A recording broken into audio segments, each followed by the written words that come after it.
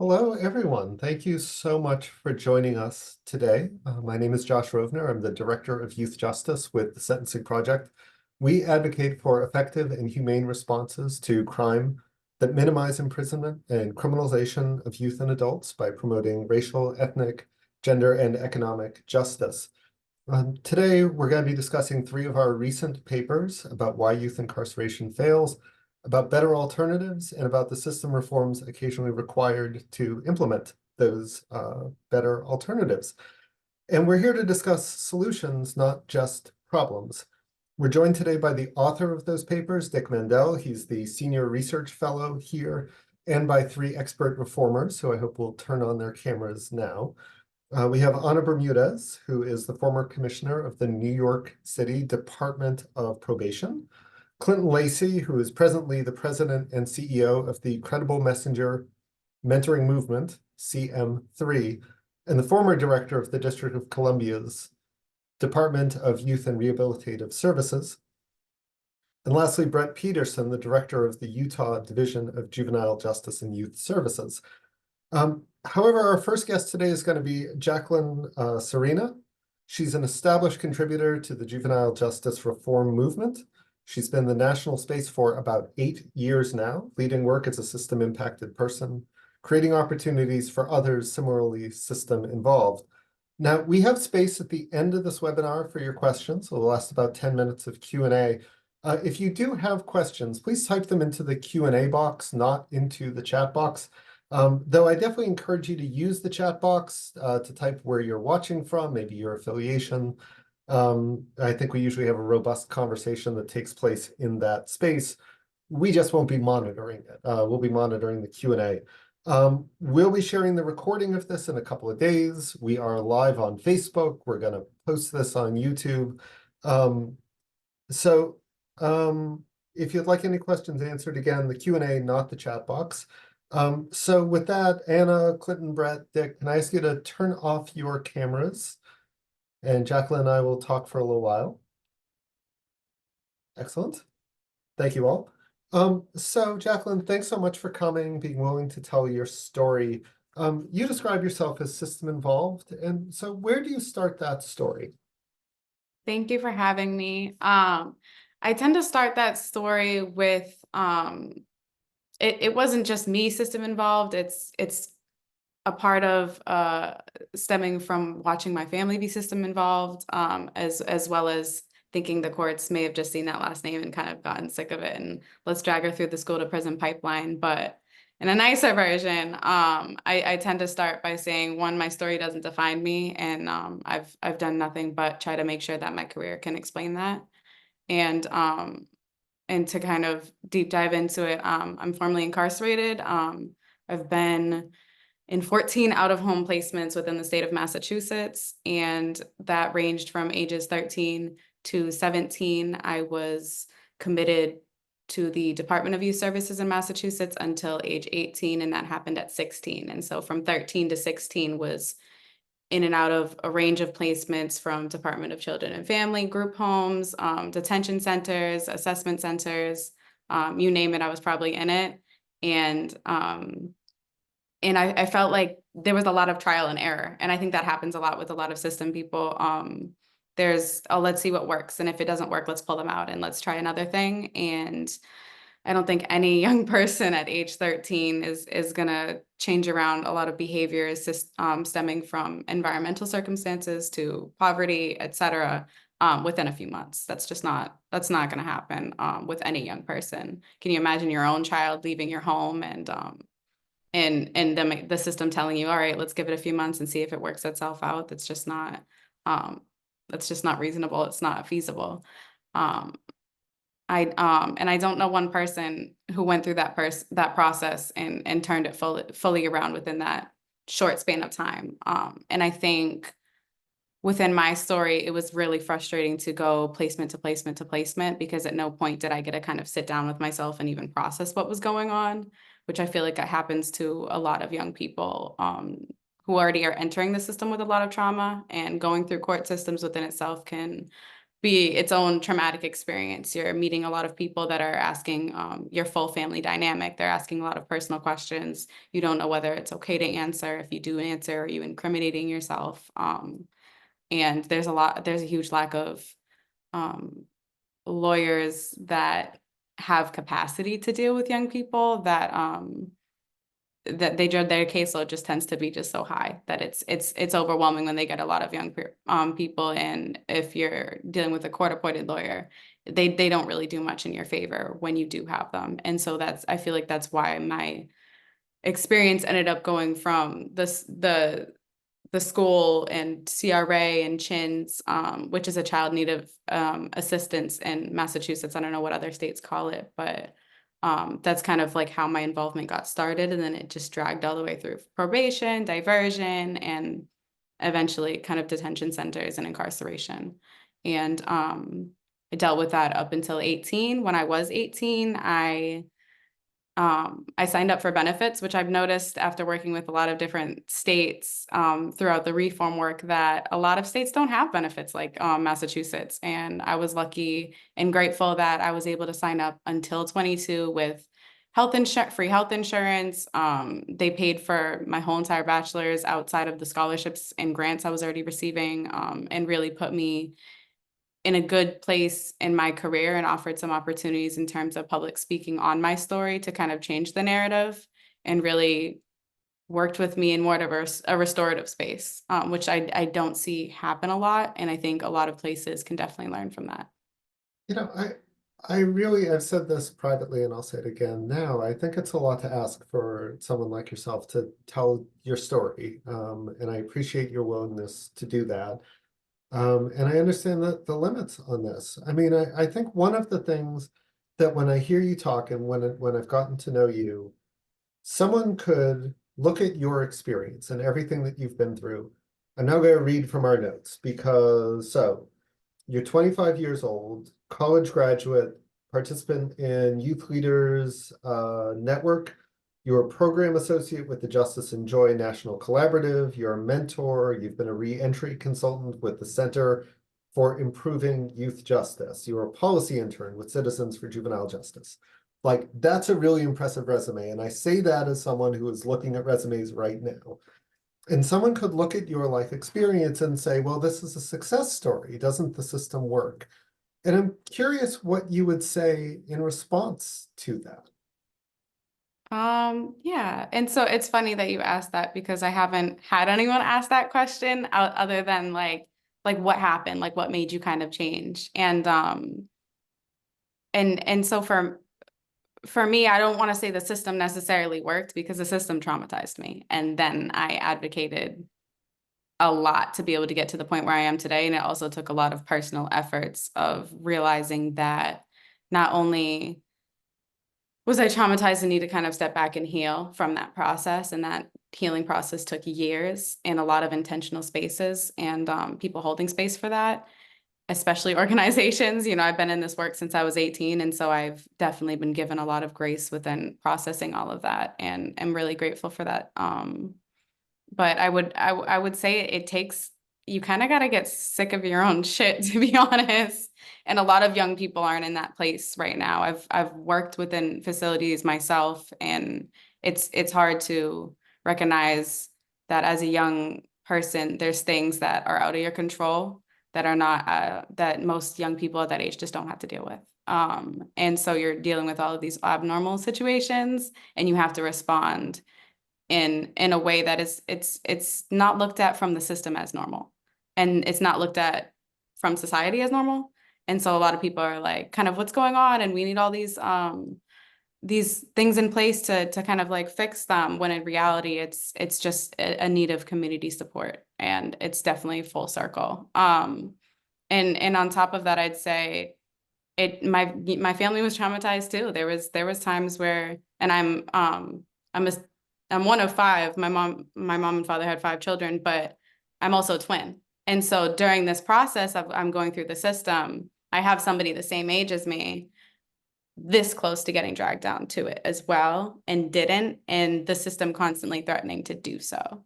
And so having that family trauma going on too, there's so much going on that it's hard for a family to understand how to even react. But I would say the impact as a whole was families lose jobs over trying to keep their young people at home. I mean, they're asked to join all of these meetings and go back and forth to court dates, and from the people in the court spaces, sometimes it's just a meeting to them. But if you're going back and forth through the system for 4 years, and on top of that, some of the older children my mom had also had court experience, that's years of going back and forth to meetings and trying to navigate a system that was not really meant for to be supportive in a sense. It was more so framed as, okay, we're gonna lock young people up if they need it, or if we see huge behavioral reactions, like we're gonna go hands-on instead of de-escalate. And a lot of the police aren't trained. Most police in America are not trained in de-escalation tactics. And so when that does happen, and you see 13-year-olds and 14-year-olds reacting to their own trauma and having natural reactions, that's criminalized a lot and negatively impacts everybody around them. It's definitely takes a village to raise a child, and to bring that village down into the system is not necessarily always viewed like that. And I think it needs to be. Yeah. Well, listen, this is such hard work that you're doing. I really admire you for devoting this stage of your career to it and giving your time to us today. We'll be bringing you back in, I don't know, half an hour or so after we talk to some of the other panelists. So thank you so much. Dick, if we could, Dick Mendel is the author of the 3 papers that sort of form the basis of today's webinar. We've sort of been calling them the trilogy over here at the Sentencing Project, about why youth incarceration fails and alternatives to it. So Dick has some research to share, backing up the stories that you have heard and you're going to hear. So Dick, can I just hand it over to you now? First, you need to unmute. Sorry about that. All right. Thanks, Josh. It'll work better if I unmute. Thanks for having me. Thanks everybody for coming. I want to start today by reading you a quote written 25 years ago by one of our nation's leading juvenile justice scholars, the University of Minnesota's Barry Feld. Feld wrote that, quote, "A century of experience with youth correctional facilities demonstrates that they are the one extensively evaluated and clearly ineffective method to treat delinquents. Since then, the research has kept on accumulating to prove with ever more certainty that in the vast majority of cases, removing young people from their homes and placing them in institutions is the wrong response to adolescent lawbreaking."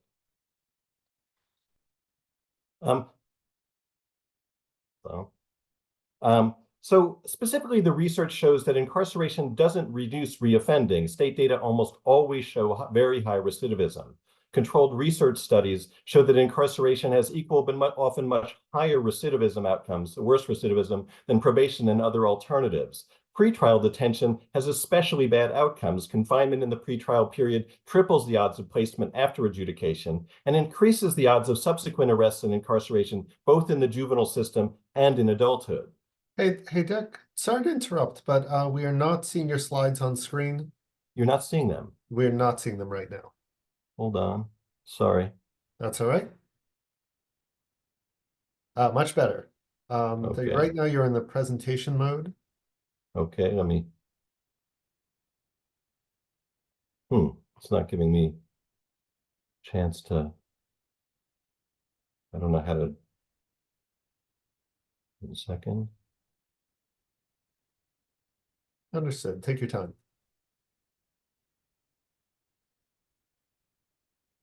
That better? We're not seeing your screen right now. Are you sharing? Yeah, I'm having a hard time.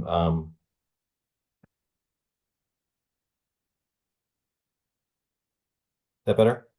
It is, though. We still have your notes on the side. So just know that we can see the presentation mode as opposed to the slides. It's not, for some reason, I don't have the option to change it. Click Not sure what's display going on. settings at the top. There's no, it's on my screen, they're showing all of the, it's full screen. So I don't know what happened. Okay, I think that we'll be okay with the, I'll try one more yes, time and then I'll give yeah. up. Okay, Um, sorry. So incarceration also reduces, it damages young people's future well-being. It reduces their success in education and employment. It harms their physical and mental health. And incarceration often exposes young people to violence and abuse within the facilities. And all of these harms are inflicted disproportionately on youth of color, especially Black youth. So I'm running through these findings quickly because we covered them in a previous webinar, and I think many of you familiar with this research. If not, you can find all the information online in our Why Incarceration Fails report. Do you want to try sharing your screen again, though? We don't see your slides at all, so you should try one more time. Try one more time. Yeah, there's something strange happening with it. Yeah, let's keep it like this. Okay, great. Sorry, I don't understand the complication, but something's not working. So I want to concentrate today on three themes. I want to describe some of the underlying lessons we've learned recently about why incarceration fails. I want to help you understand in your guts, and I want to help you help others in your jurisdictions also understand in their guts why it's necessary to avoid incarceration whenever possible. With most of my time, I want to talk to you about how to reduce youth incarceration, and specifically to talk about the two primary strategies we have: effective alternatives to incarceration programs and system reforms at multiple stages of the process to reduce the likelihood that youth will be incarcerated, especially young people who don't pose a serious threat to public safety. And finally, I want to conclude by impressing on you why now is exactly the right time to push for reforms to reduce incarceration. So as I mentioned before, we've known for decades that the outcomes of youth incarceration are poor. What's truly new in recent years is powerful research that clarifies some of the reasons why incarceration fails and what it gets wrong. Two strands of this research are especially relevant. The first is the critical importance of emotional and psychological maturity in helping young people desist from delinquency. By now, we all know that the human brain doesn't fully mature until age 25. During adolescence, the lack of brain maturity is linked to delinquent conduct. That's why as their brains develop, most youth age out of delinquency. The new research shows that desistance from delinquency, the ability to stop, is closely tied to young people's progress developing their capacities to control impulses and delay gratification, to weigh the consequences of their actions and consider others' perspectives, and to resist peer pressure. And we know that incarceration actually slows this process. A number of recent studies show that youth incarcerated in correctional facilities develop these skills at far slower rates than comparable peers who remain in the community. In other words, incarceration creates a roadblock on young people's natural path to outgrowing delinquency. The second strand of area of research regards early childhood trauma. Many studies show that youth who enter the justice system are much more likely than other children, many times more likely, to have suffered early childhood trauma. We also know that incarceration can exacerbate trauma and reduce young people's likelihood of success. An article in the Juvenile and Family Court Journal explained, quote, "The trauma produced by incarceration may actually increase poor behaviors as youth struggle to cope with the emotional impact of confinement and manage their subsequent externalizing behaviors." As a result, this paper concluded, quote, "The higher rates of incarceration may actually create more crime." Say it again, higher rates of incarceration create more crime. Now let's turn to the obvious follow-up question. If incarceration doesn't work, what can we do instead? The answer can be found in the two opportunities I mentioned: expanding the use of alternative to incarceration programs for youth who have engaged in serious offending and pose a significant risk to public safety, and embracing system reforms to minimize the unnecessary use of incarceration for youth with limited involvement in delinquency who don't pose a threat to others' safety. In our June report, Effective Alternatives to Youth Incarceration, we focused on 6 models that have proven evidence of effectiveness and backing from organizations dedicated to supporting replication efforts.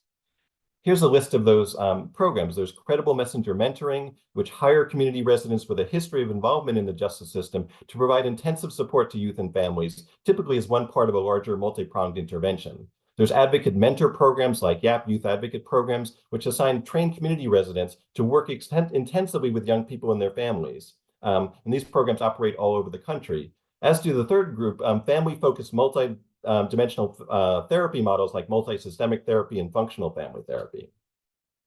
The fourth are programs like ROCA, which engage youth and young adults living in violence-torn neighborhoods who are at extreme risk for future incarceration. ROCA youth workers provide cognitive behavioral therapies specifically tailored to this population and connect participants with education, employment, and other relevant services over several years. There's diversionary restorative justice programs for youth with serious offenses that provide an alternative to traditional court. These programs typically culminate in a conference where victims, accused youth, and caring adults in their lives meet to discuss the harm caused by the offense and craft plans for youth to make things right with their victims and to avoid subsequent offending and achieve success. And the last is wraparound programs that assign a care coordinator to develop individualized plans tailored to the young person, offering an array of services to assist adolescents with serious emotional disturbances who might otherwise be placed in residential facilities. In terms of effectiveness, all 6 of the models have proven more effective than residential confinement, with multiple studies showing participants have far less involvement in the justice system than comparable youth who are placed in residential facilities.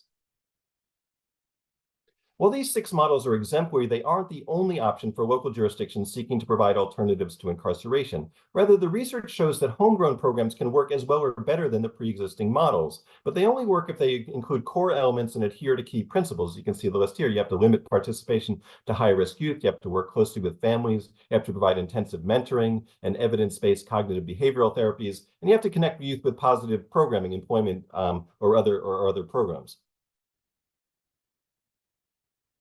So in November, we published the last in our series of youth incarceration reports entitled Systems Reform to Reduce Youth Incarceration. It was premised on the idea, the reality, that effective alternative to incarceration models are necessary but not sufficient to right-size the use of incarceration in youth justice. Even the best program models will fail if they operate within dysfunctional justice systems that ignore important evidence and that are prone to making bad decisions rooted in a punitive rather than rehabilitative mindset.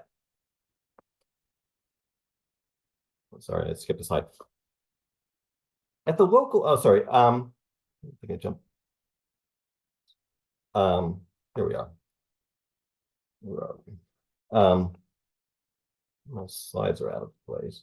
At the state level, reforms are needed. Lost my place.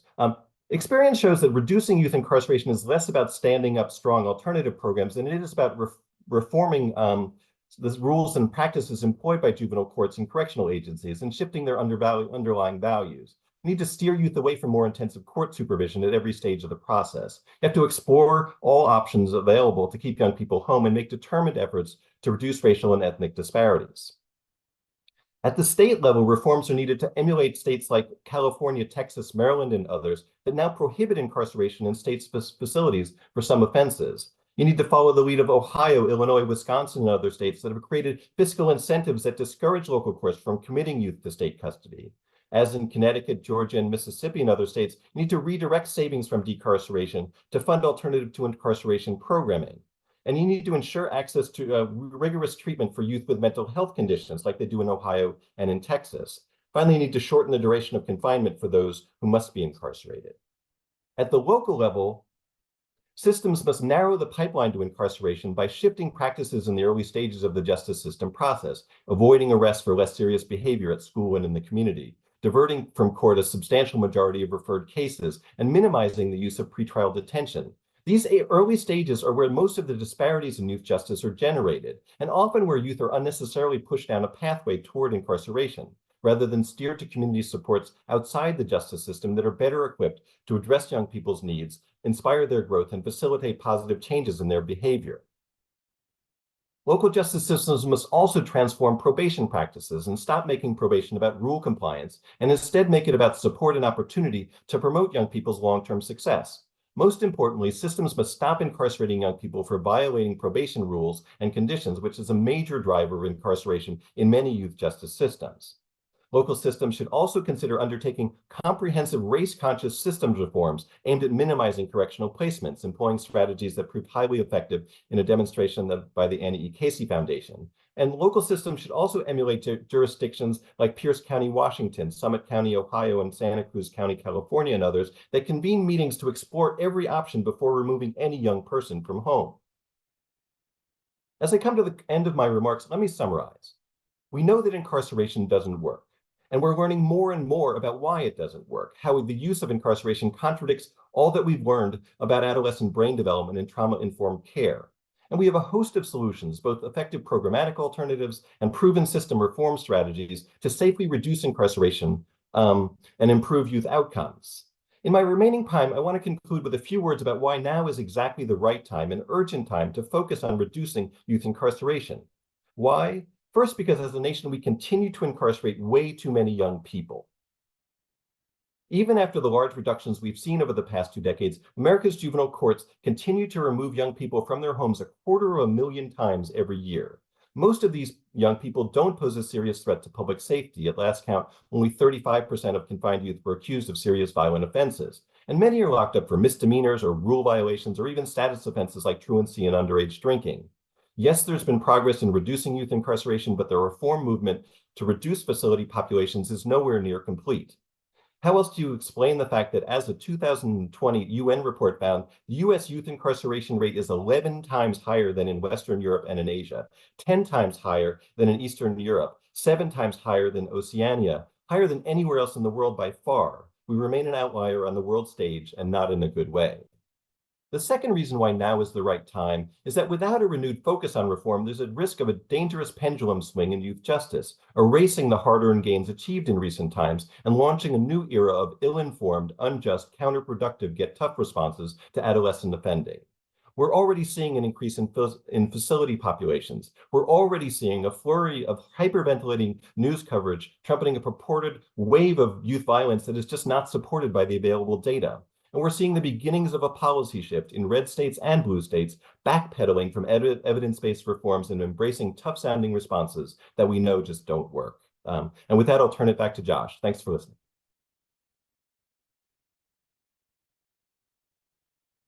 Thank you so much, Dick. You know, there was certainly a lot of material covered in there, and it's tough to summarize 3 pretty excellent papers in the course of 10 minutes. I hope that people will go to our website and open up the links in the emails announcing this, where we shared those reports going into this.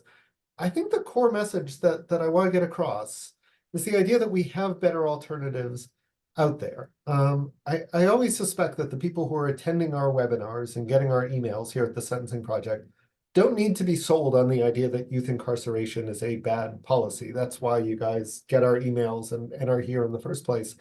But I think that the heavier lift that we often have is convincing people that there are better alternatives and that we can put reforms in place to make that happen. And that's where Dick's reports are really a new and valuable resource, along with going over the voluminous evidence of what a failed policy it is to lock up kids most of the time. With that, I'd really like to bring on Anna and Brett and Clinton, who are 3 systems leaders, current and former, who've done this work. Dick had mentioned really remarkable drops that have happened nationwide in youth incarceration from the start of the century to 2021, which is the most recent nationwide count that we have.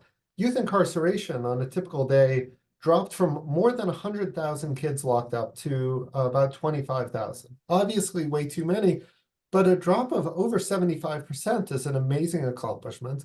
And the panelists that we have with us today were part of that. So each of you have had leadership roles during this era of reform.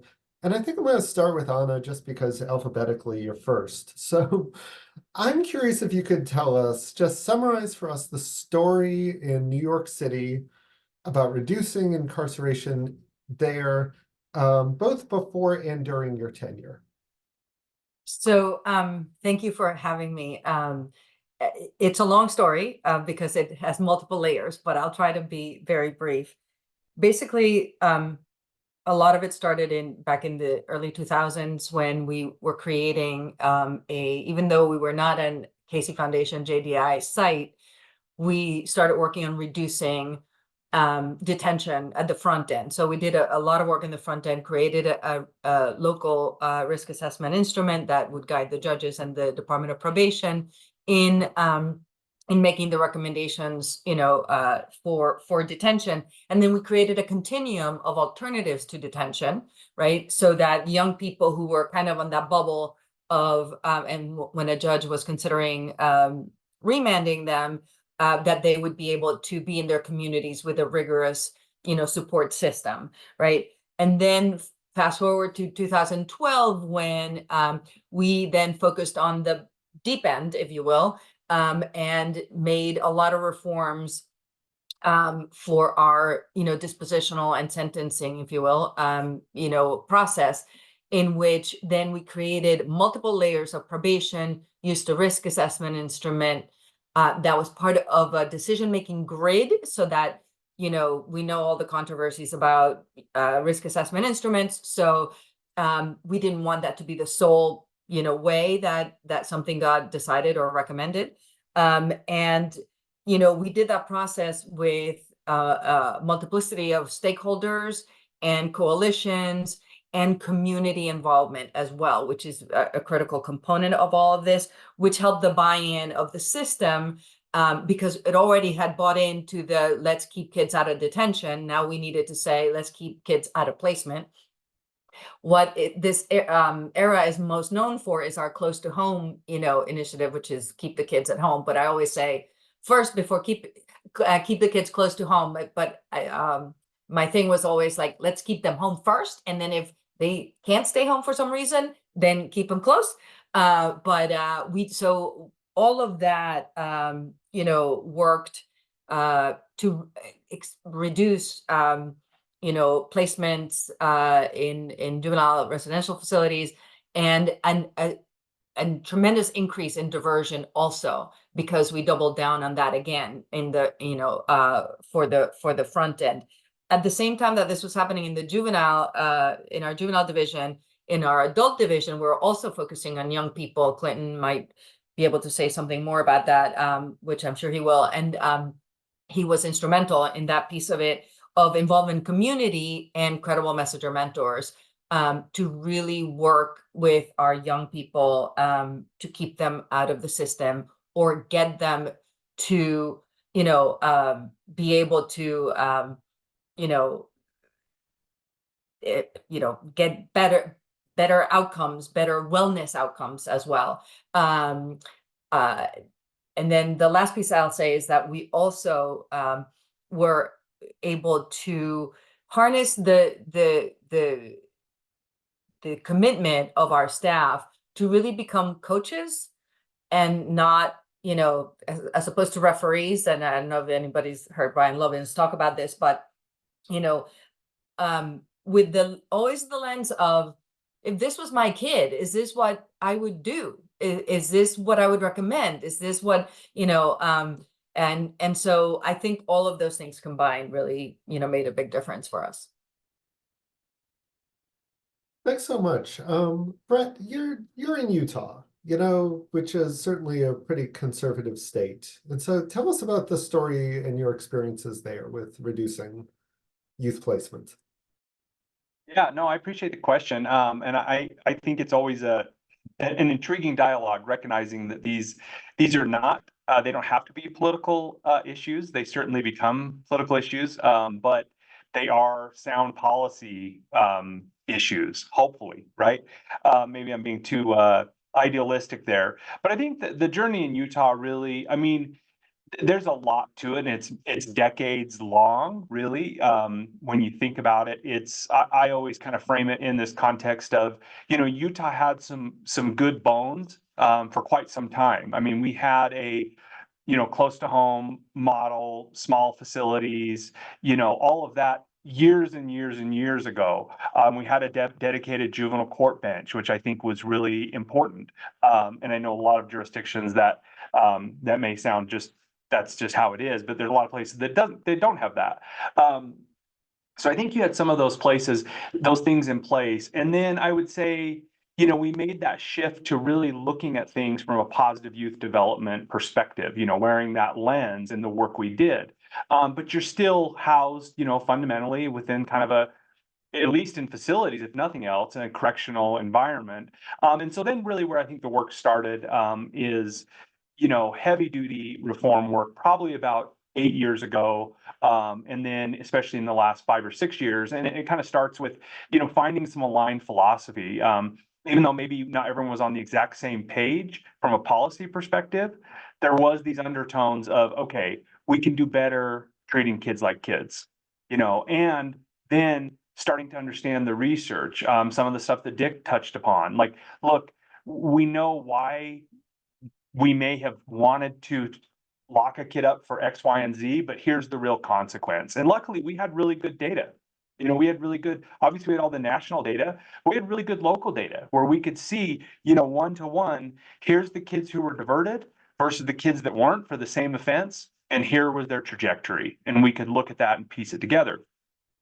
So kind of bringing that philosophical alignment together, then it really started with some significant policy changes. So the first major, we had other things like ending indiscriminate shackling. We ended juvenile life without parole. Some other things along the way, but really in 2017 was our big reform bill that really codified, made a very high bar for, detention. Like, I think some of the core kind of alternatives detention work that a lot of systems have undergone. We put in place essentially a presumptive diversion for any misdemeanor. So, almost any misdemeanor has to go through a non-judicial diversion. And then really looking at lengths of stay on the deep end, making sure, we had a reinvestment mechanism that could create the breathing room to actually start pivoting some resources to the community. And certainly that's a journey. I mean, we're on that. And we have been able to move a lot of resources and a lot of folks and a lot of services that way, but there's still, we still face all the challenges. So we had that big policy work. We've been pivoting to practice. That's kind of the third P I always think of in this journey. And then underlying all of it to me, and this would be my message for anybody looking at any kind of transformational change, do not neglect your partnerships. And you better find a way to connect with partners from all walks. Let me put it that way. So if you're coming out, it depends on what seat you're in too, right? If you're in an advocate seat, that obviously you're going to approach the work a little differently. If you're in a systems leader seat, you're going to have to lean into partnerships and say, okay, schools, where can we connect on? Where are we on the same page? What is the right policy? How do we approach this? And so that's been kind of our journey and where we're at. And we've been able to continue to see some really good outcomes. And still, we also live in the same universe and world you all live in. And so we still have some of the same dynamics of just the noise and the things that are, creating some constraints on our efforts. Definitely still navigating some of that as well. Thanks so much, Brett. Clinton, what's your experience with reducing the use of detention and placement in DC? Yeah, thank you for the question, and honored to be following my three colleagues who spoke previously, telling their story surrounding this effort. When I got to Washington D.C. to DYRS in 2015, it was on the heels of 4 years in New York City, as Anna had mentioned, as the Deputy Commissioner of Probation there, which in New York, of course, and this was prior to raise the age, was 16 and up. And then even with kids charged as adults, as young as 14, actually, so-called juvenile offenders. And so we had a lot of young people. Anna was our fearless leader of the juvenile side, but on the quote unquote adult side, of course, we were facing that issue that we're still facing in this conversation as well in terms of adultification of young people.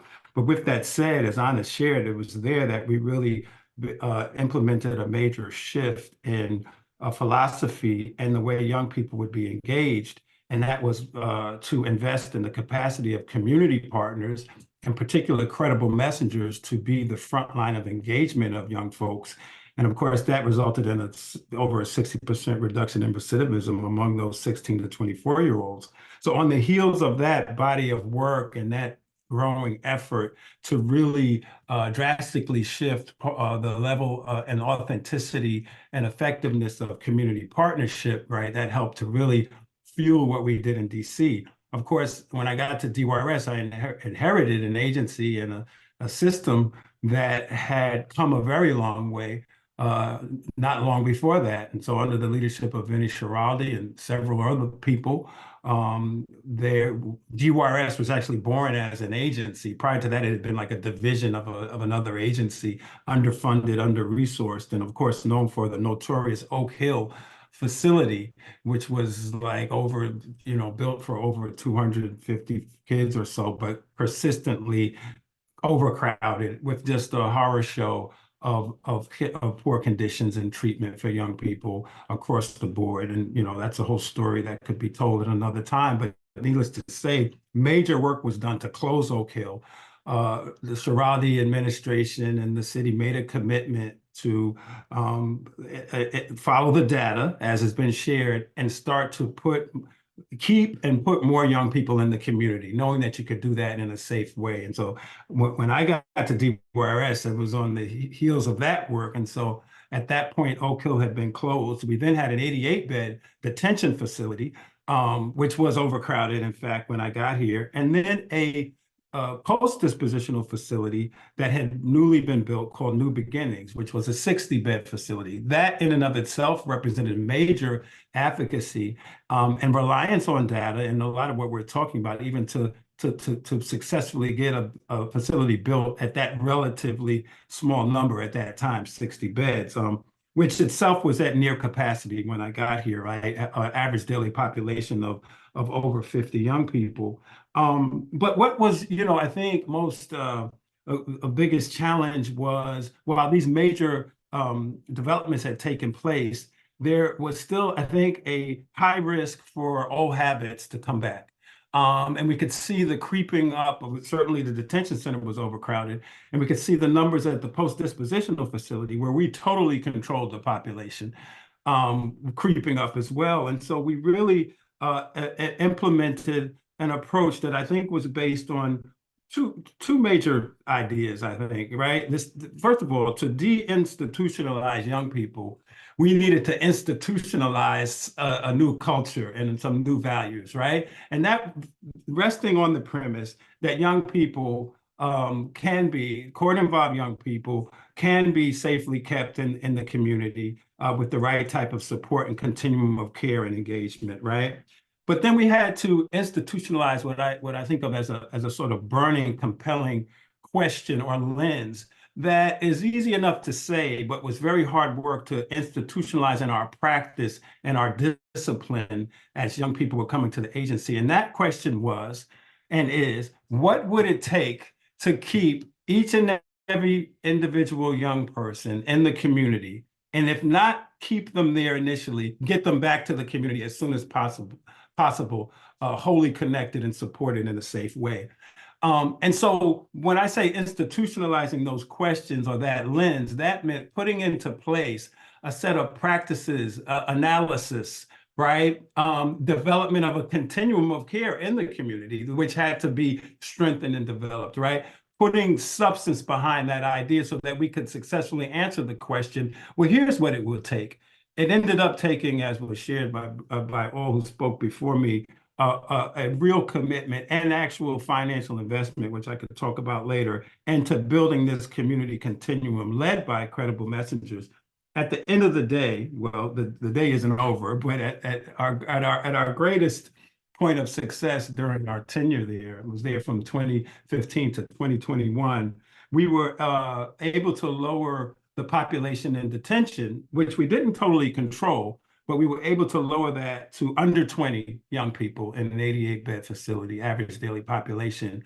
And we got New Beginnings, the post-dispositional facility, down to under 8 kids, average daily population. Now, this was not a quota system, and there wasn't a preconceived numerical target, but it was the process of looking at each situation, at each young person, and seeing what could it take.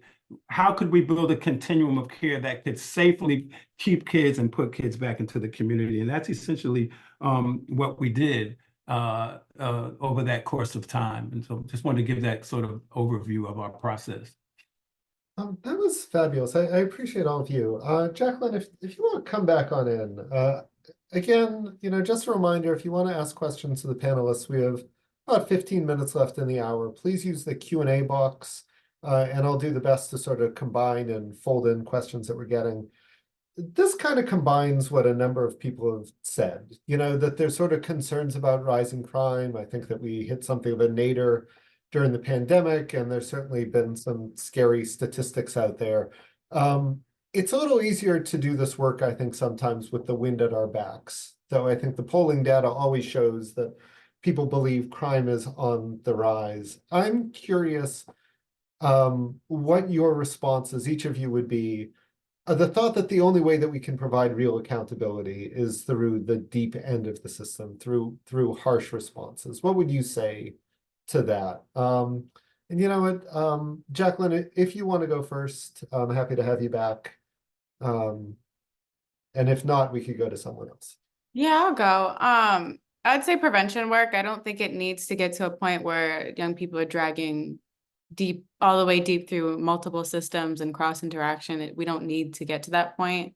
Prevention work in elementary, middle school ages to make sure that those young people have supports, have everything they need to be able to go to school and, you know, focus, make sure they're eating breakfast, like all these little things that could definitely help support a young person's development. So any form of prevention work and community impact, any type of support that we can provide, and both individually or as a group. Thanks. Anyone else want to take that question? Go ahead, Brett. Go ahead. Yeah, thank you. No, I think I mean, these types of questions are wonderful, and I think they push us to think beyond just the one size fits all response, right? Like, I'm always faced with these kind of conundrums, like, okay, like, it has to be both public health and we have to think about responses on the deeper end. Because I'm not saying and advocating for a deeper end response. I'm also recognizing the reality is if you have a situation where hopefully systems have been engaged in the work of reform, hopefully they've been pushing to keep kids in homeschools and communities, and they're working to develop that continuum. And also, you will have situations where a youth will need to be in a secure environment. If you have a case where there's a murder, for example, and there's a victim of a murder, the community is not going to stand and say, yeah, have them come live next door to me. And that's just been my experience. And I think that sometimes we have to find a way to say, look, both things can be true. Like, we have to continue to pivot this work, kind of think about it through that public health lens. If we don't, we're going to keep going down the exact same spiral we keep going down. And also, for young people that might be in a situation where they cannot be right in the community, how do you make that environment? How do we change and move away from the models that we have? I think that's part of me. Again, we're all sitting in different seats, but sitting in a seat where I'm operating and running facilities, we got to change how we incarcerate completely. And we have to change when we incarcerate, right? We have to keep pushing against that. When do we incarcerate? When do we really have to do that? If we decide, society decides in a certain situation they need to, we've got to continue to question how we're incarcerating. I just don't want us to be tone deaf on the reality, because here's the reality, is like, we're continuing to push and move the system upstream, which is exactly right, and continue to integrate those public health responses. Also, there are kids in settings that are in terrible settings across our country, right? And so if we don't also continue to talk about how do we improve that environment while continuing to put the safeguards and the guardrails in place to keep kids from ever getting there, I worry you'll also just forget about a big group of kiddos. And that's the thing I see and I do worry about for sure. Thanks. You know, Brent and Anna, I have a version of this question, a little wrinkle that I'm seeing in the Q&A, of like convincing prosecutors and judges that this research is true, that alternatives are better. Is that part of your job as a department director at all? Like, how does that fit in when you're running an agency? Yeah, let me take that briefly, because that's exactly what we did when we did the reforms in 2012. We created, under Vinnie Schiraldi at the time, we created a dispositional reform committee, big tent, right? And then subcommittees. And I was leading the community-based alternatives committee. And we had prosecutors, defense attorneys, representatives from the court, the Department of Education, ACS, our DSS, I guess, Department of Social Services equivalent, et cetera, et cetera. And so we addressed all these issues. And if anybody had any questions or any concerns, we would bring, the educational pieces to it, whatever. And I think ultimately everybody was able to get to a point where we wanted and we're acting on what was best for the young people to be able to be treated as young people who are growing and developing, and that we wanted a system that was not going to do more harm, re-traumatize. Like, they're already traumatized when well, any number of ways already. An arrest is yet another, piece of the process. And so I saw it as my responsibility for sure to make sure that, we could arrive at a point where points of agreement, right? Ultimately, the prosecutors and the defense attorneys ended up, saying, we believe that what we're doing is good for the system. We reserve the right to litigate individual cases if we don't agree that this matrix that you're creating, is helping that particular client. And we're like, great, awesome, But then what happened was that when we trained the line staff of each of these agencies, these participants came with me to be, and then validated the process, because we discussed that. And yes, I raised my disagreement or my agreement, and this is why we ended up going in this direction or that direction. And so that created just a uniformity of approach and vision, to the whole thing. So. If I could quickly just jump on the piggyback on that, as you asked the question, Josh, I was thinking, as was just articulated, like, we're confronting a failed model, right? And I think that, like, the data and the reports that the Sentencing Project is doing is revealing that, exposing that, right? Jail sentence is not a public safety win.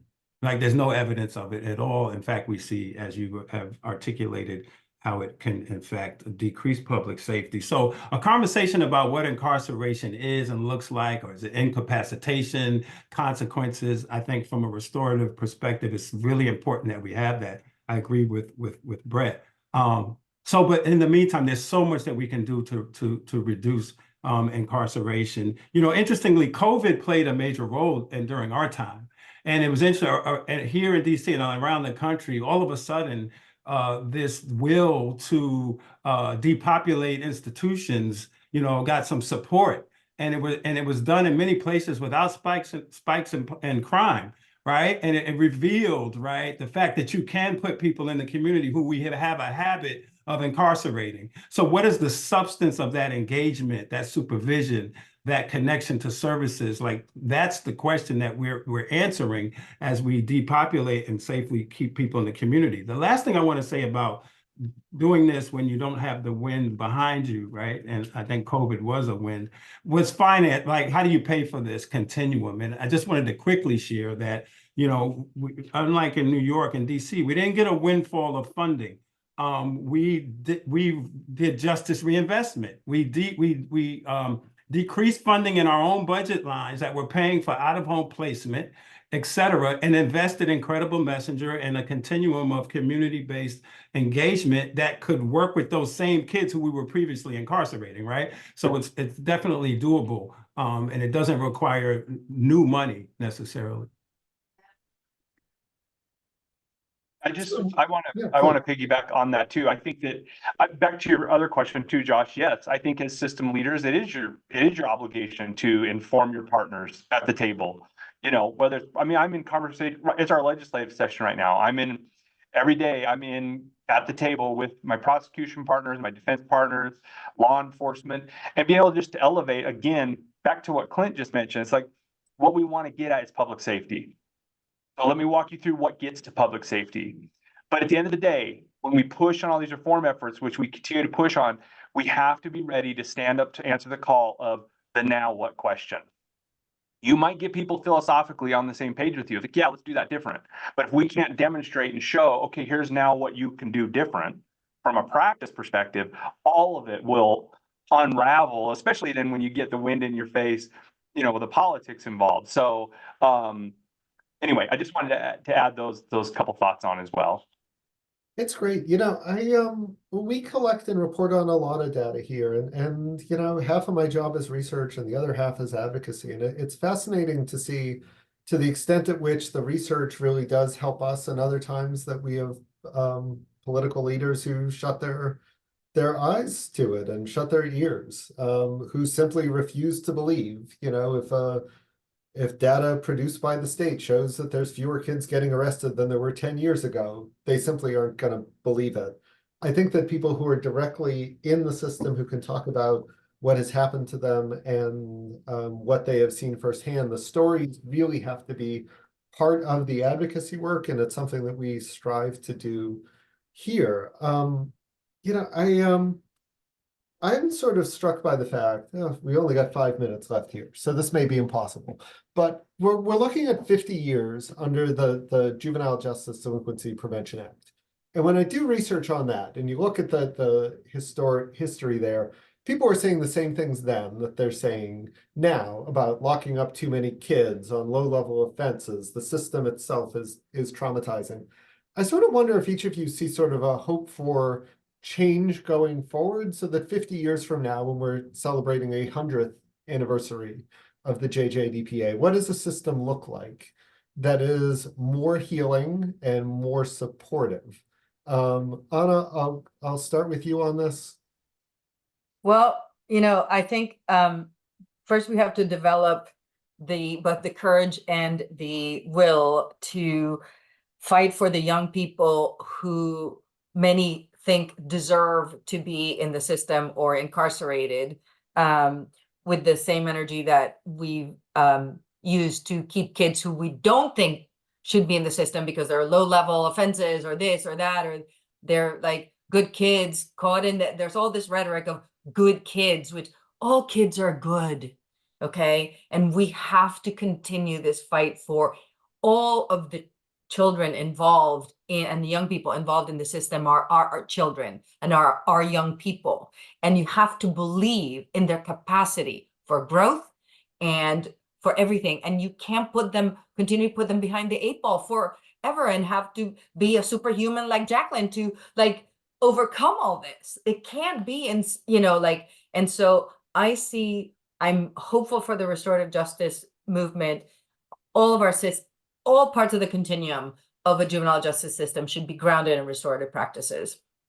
The facilities, the default way of addressing crime, everything. Anyway, so I'll get off my soapbox because I could really go on forever here. Yeah, I mean, so Clinton and Brett, if you could give sort of a quick answer to that question of where you hope the system is going. And then I have a good question for Jaclyn for our last word here. So Clinton, then Brett. We're fighting for a fundamental shift, a paradigm shift on the current level, from the current level of investment and reliance in systems to a far greater investment and reliance on community solutions. And that's what partnership should look like a real fundamental shift. And I believe that it's happening. I would last say, though, it's important that we bring into this conversation in various ways the larger politics of this, like elected officials, leaders who get this, stand by this, will support it. That's going to be major for us, I think, to continue to move in the direction that I believe and have hope that we will. Yeah, I super quickly, I don't have much to add to what Anna and Clint said. I agree with them. I think that continual pivot towards, I think that we continue to look at and raise and elevate the voices, I agree, of those engaged. I do believe in the power of peer voice. People who've been there, walked the walk, I think is very powerful. Continuing to frame the conversation around community protective factors. Like we talk about youth and we focus on that all the time, but what are we doing in helping those communities and really looking at, you know, starting to reframe, especially juvenile justice in the context of public health, I think would be a really powerful step. And I hope, and I'm hopeful for in 50 years, this ongoing dialogue around, look, just because you place a kid somewhere doesn't mean you're doing anything good for them. This out of sight, out of mind concept in juvenile justice and child welfare, continue to make progress on that is what I'm hopeful for. Thanks, Brett. You know, we like to close our webinars by talking about sort of a call to action. And generally speaking, the work that we do at the Sentencing Project is in state legislatures. Because we have such a wide audience here, I can't tell you what's happening in every last one of your states, and even the states I'm involved in. It's an awful lot to keep track of.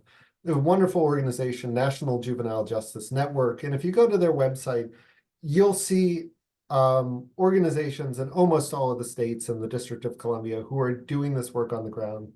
Jaclyn, though, I'm curious what your call to action here is, other than sort of getting involved in advocacy work. What would, I mean, gosh, we have 522 people participating. What is it that you would like 521 of them to do? I think what makes the most sense, you don't even have to be in this field to even do it, is see within the next 2 weeks how you can support at least one individual that is 18 or under, that is system impacted, or 18 and above, you know, whatever age, it doesn't really matter, but see how you can support them as an individual. I will say that my career never was supposed to be in juvenile justice reform.